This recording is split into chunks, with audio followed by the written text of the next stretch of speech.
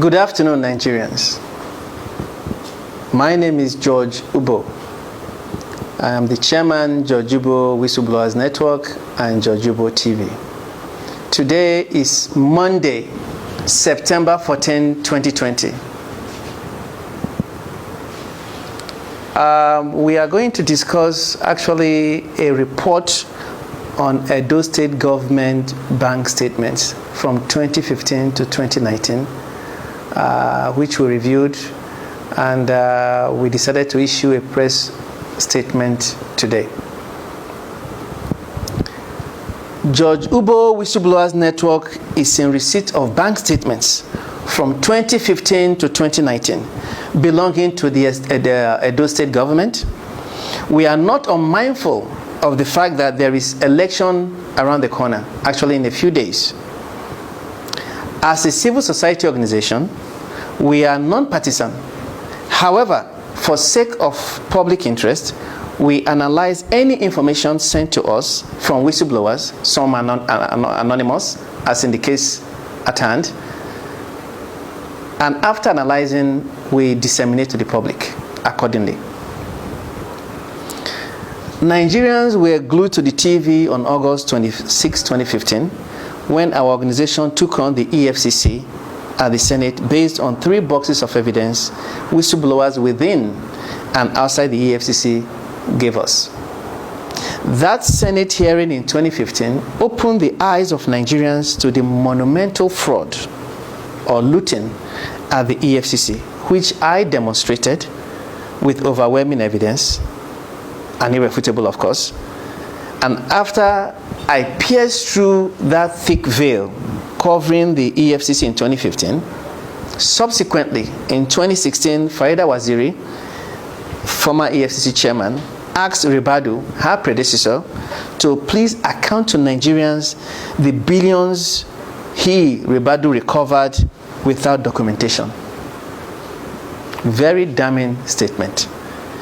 Same 2016, former Finance Minister Adeosun wrote EFCC acting chairman Ibrahim Magu, apprising him that she is not in receipt of the recoveries he quoted in the media. In 2018, our dear President Muhammadu Buhari, asked the EFCC to account for the last kobo recovered. Thereafter, 4 days actually after the president made that statement, EFCC came out to say that the part of the Idiagbon house, the former EFCC chairman, where such documents are kept, caught on fire. Of course, there's currently an ongoing panel hearing on EFCC vis-a-vis Ibrahim Magu. So these are all vindications on our part regarding the EFCC. Thereafter, we have handled numerous cases dealing with corruption within the executive, legislative, and the judiciary. Recently, we received information on the Vice President, His Excellency Professor Yomi Osinbajo, from whistleblowers which seemed as if the VP interfered with a criminal investigation. We wrote the VP on August 10, 2020, attaching the requisite evidence in our possession, and gave him 7 days to respond to Nigerians whose interest he is representing as to why we should not declare him unfit to be our Vice President.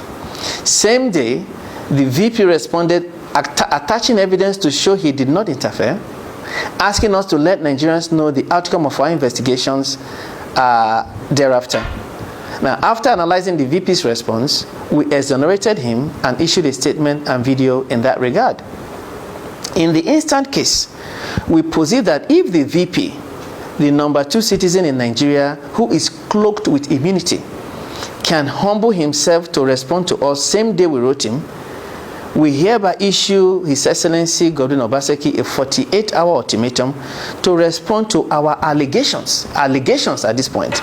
It should be noted that although we found suspicious transactions in multiple years, however, the suspicious transactions became rampant and egregious in 2019, hence our conclusion that His Excellency Godwin Obaseki allegedly siphoned funds in preparation for the election coming up in a few days.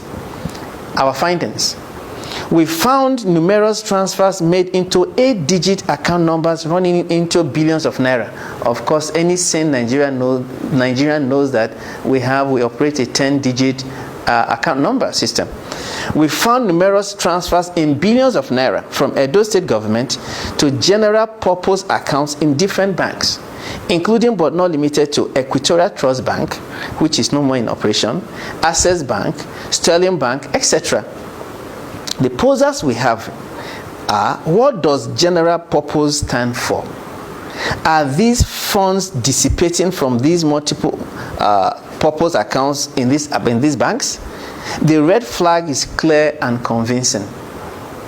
We found billions of naira in transfers to ministries, department and agencies, MDAs, without being specific on these particular MDAs.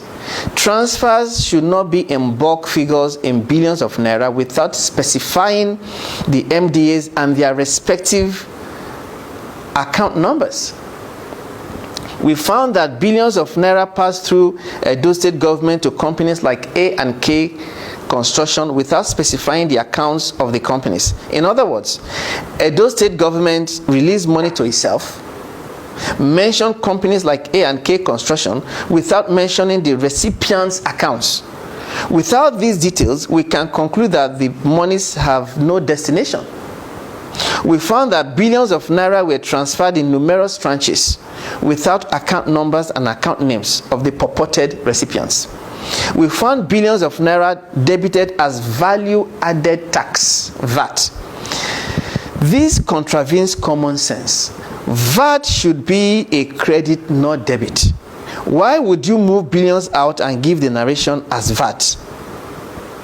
It doesn't make sense. Billions of naira were released as salary from Edo State government without specificity. August 2019 alone, 746.6 million and 693.3 million were moved under the narration salary from Edo State government. This is very suspicious, particularly the proximity of the transactions and all the other transactions to the election. Based on the foregoing allegations, we call on all security agencies in Nigeria, in the event His Excellency Obaseki does not offer superior evidence to trump ours, to take cognizance of these alleged infractions and do the needful whenever His Excellency Obaseki leaves office, either in 2020 or 2024. God bless Nigeria. Now, let me quickly show you the bank statements. This is for 2019. This is for 2018. This is for 2017, this is for 2016, and this is for 2015. Thank you very much.